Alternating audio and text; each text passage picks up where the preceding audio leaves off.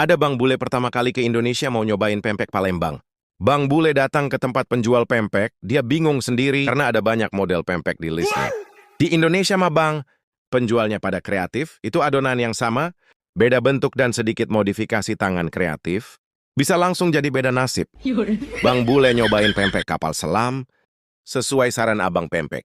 Begitu lihat bentuk kapal selam, dia langsung takjub, ini bakso raksasa bukan sih? Kok bisa besar begini sampai ukuran satu piring?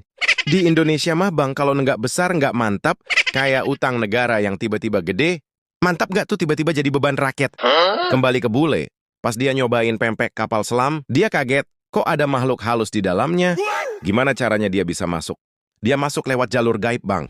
Pas dikasih tahu sama penjual yang di dalam itu telur rebus, si Abang Bule bilang ini jenius. Gimana bisa telur rebus masuk ke dalam kue ikan?